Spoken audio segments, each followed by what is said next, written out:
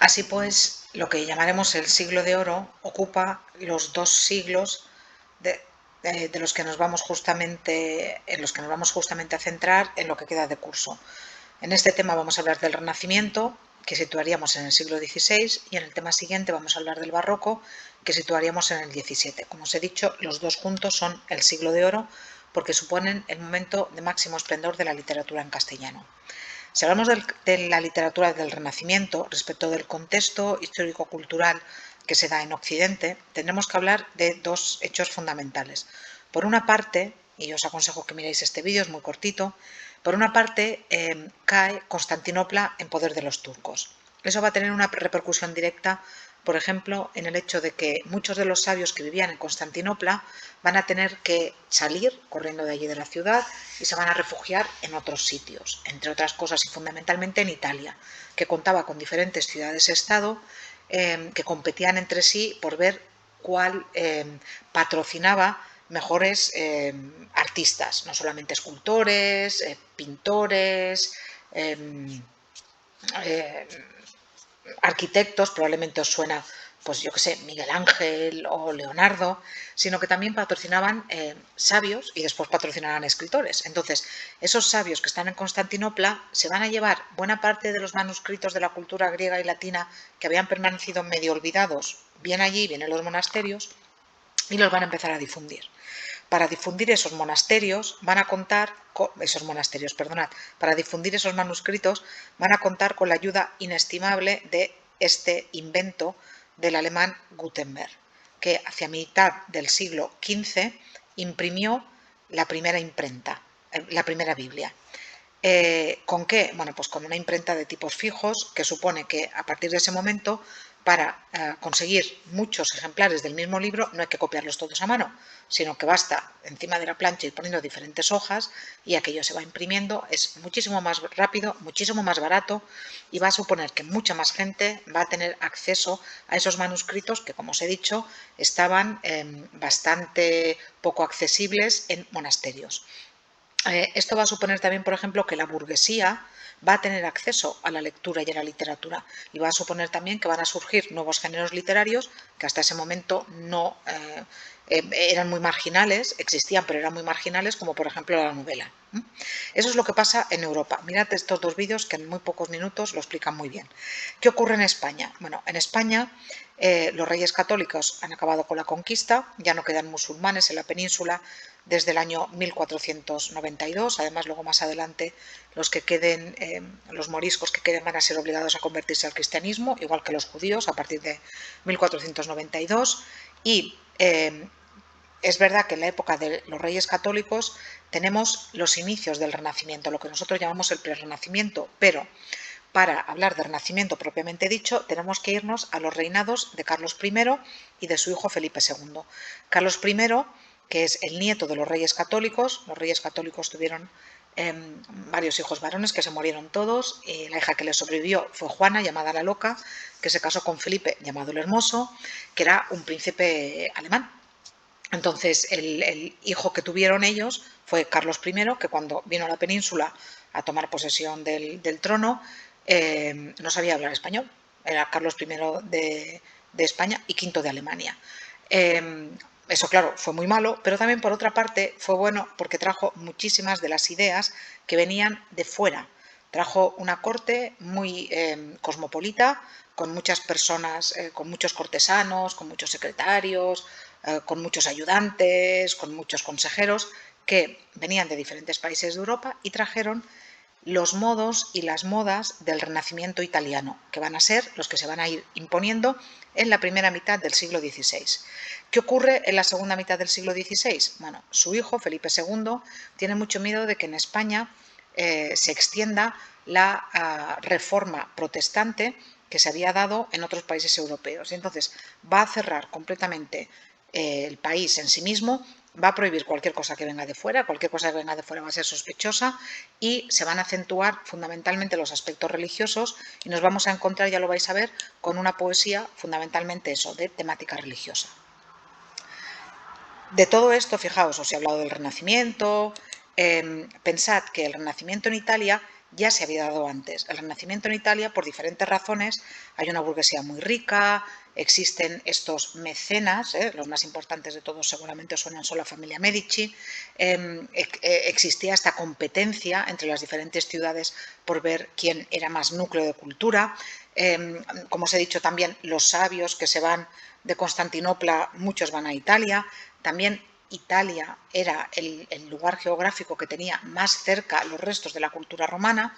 La cuestión es que por todas esas razones que os he explicado y algunas más, a partir del siglo XIII y del siglo XIV empieza un redescubrimiento del hombre como centro del universo.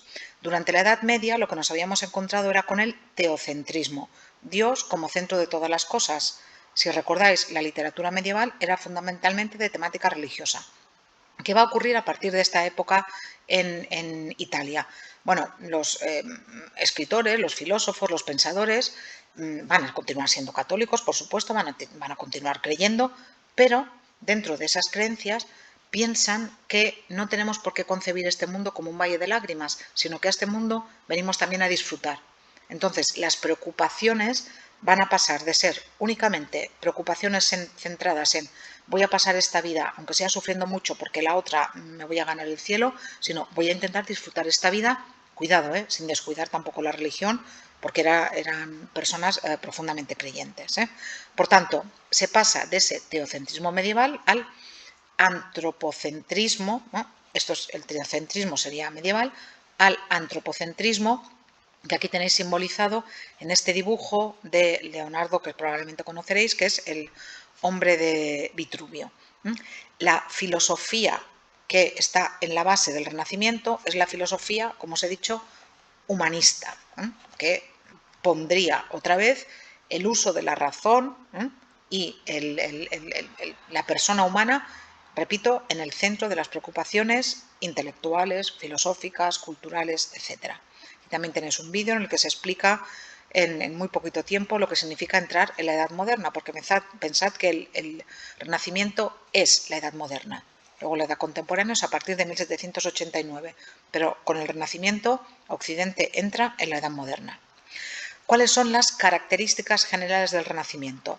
La principal ya os la he explicado. El Renacimiento huye del teocentrismo, de Dios como centro de todo, que habíamos visto en la Edad Media, y se va a centrar en el ser humano, lo que conocemos como antropocentrismo. El tema central de la literatura renacentista es el amor puro, idealizado. Veréis que para los renacentistas muchos de los temas no tienen que reflejarse como son, sino como deberían ser. Lo que os digo, idealizados. Ese amor puro idealizado se conoce con el nombre de amor platónico. Los autores, siguiendo el modelo de Petrarca, que luego os explicaré, describen una relación amorosa en la que la consumación, en la que la persona a la que tú amas te corresponda, no es necesaria. Es más, cuanto más sufres y menos correspondido eres, pues casi mejor. Para los renacentistas, para la literatura del Renacimiento, otra cosa luego en la vida real, incluso para esos autores. La naturaleza se va a presentar como un lugar apacible, hermoso, paradisiaco, perfecto, porque refleja ese mundo ideal del que os he hablado antes, y a este tópico se le conoce con una expresión latina que es el locus amoenus. Veréis que hay muchos poemas que reflejan justamente ese tipo de mundo. El nuevo ideal de belleza, como os he dicho, describe el mundo no como es, sino como debería ser, la naturaleza, pero también la mujer, el amor. Respecto de la mujer, después ya veréis también cuál es el tipo de mujer que se prefiere. El estilo es claro y equilibrado, con un vocabulario sencillo. Cuidado, vocabulario sencillo para la época, Estamos hablando de obras que tienen más de 400 años, algunas bastante más. Entonces, era un vocabulario sencillo para aquel momento, pero a nosotros hoy nos resulta difícil por la distancia histórica. El nuevo ideal del hombre es el cortesano, que por una parte es poeta, escritor, y por otra parte es guerrero. Entonces, lucha, pero al mismo tiempo es una persona que piensa, es un intelectual. Este prototipo lo encarnarán Garcilaso de la Vega, un autor del que hablaré en la próxima clase, y también Miguel de Cervantes, que perdió el uso de una mano en la batalla de Lepanto, que justamente fue la batalla que supuso el final de la expansión de los turcos en el Mediterráneo, y a Cervantes se lo conocía como el Manco de Lepanto porque justamente eso, perdió el uso de la mano como consecuencia de metralla en la batalla de Lepanto. Se van a recuperar también los temas y los personajes de la mitología griega y romana. Cuidado, temas y personajes, ¿eh? La mitología no se va a entender, la mitología griega y romana no se van a entender como religión, sino simplemente como personajes, como historias que son muy atractivas para ser contadas como obras literarias. En este vídeo tenéis también estos conceptos explicados, yo también os aconsejo que miréis el vídeo y vamos a ver ahora todo eso, cómo se da en la poesía. Bueno, os he explicado antes que el modelo de poeta que va a influir en prácticamente toda la poesía de Europa durante el siglo XVI e incluso parte del XVII va a ser el poeta Petrarca. Petrarca se enamoró de una mujer a la que vio en una iglesia, ella se llamaba Laura, ella no le hizo ni caso, ella probablemente ni siquiera supo que Petrarca estaba enamorado de ella, luego ya murió de peste y Petrarca le dedicó esta obra, que es el Cancionero, en la que además divide los poemas en vida de Madonna Laura y en muerte de Madonna Laura. Como os he dicho, se va a convertir en el modelo absoluto para todos los poetas que van a venir a continuación. Aparte de por la temática, por ese tipo de amor platónico, inalcanzable, y por esos poemas escritos en vida de ella y en muerte de ella, Petrarca va a ser fundamental porque va a escribir prácticamente toda su obra utilizando los versos endecasílabos, que son los versos de 11 sílabas. Y esos versos endecasílabos a veces los va a acompañar de versos de 7, de heptasílabos, pero fundamentalmente va a escribir en endecasílabos lo que se va a convertir después en la forma métrica culta más importante de toda la literatura occidental, que es el soneto, que es esta combinación de dos estrofas de cuatro versos y dos estrofas de 3 versos de 11 sílabas que riman A, B, B, A, B, B, A en los cuartetos y los tercetos como el poeta quiera. Como os decía, esta forma métrica que Petrarca consagra va a tener después muchísimo éxito, son siempre de rima consonante, y se va a imponer como modelo de lengua y como modelo literario para muchos autores, entre ellos para el español Garcilaso de la Vega.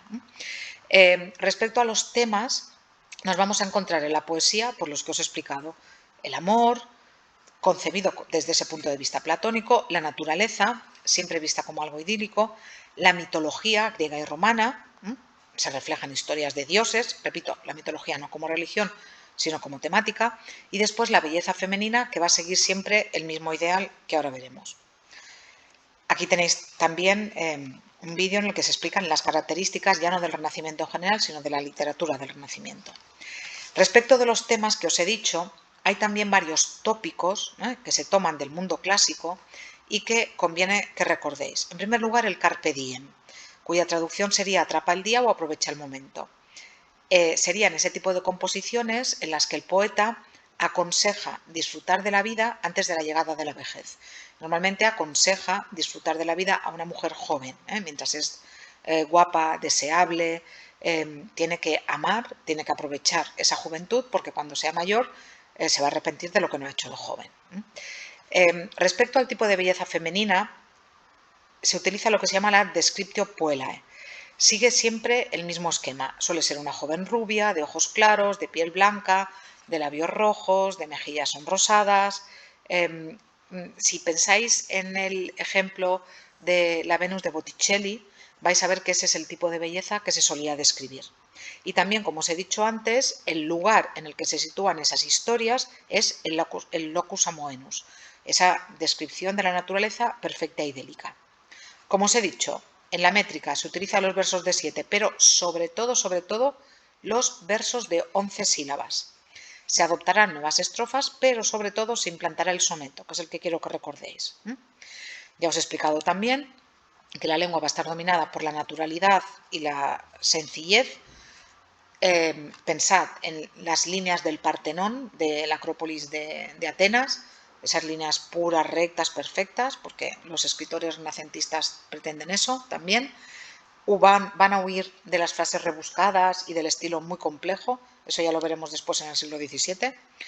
Y como os he dicho, a partir de la segunda mitad del siglo XVI, por esas cuestiones que os he explicado antes de la contrarreforma de Lutero, la poesía se va a interiorizar y van a aparecer temas de tipo religioso. Y ahí vamos a hablar del Fray Luis de León, de San Juan de la Cruz y también de Santa Teresa de Jesús.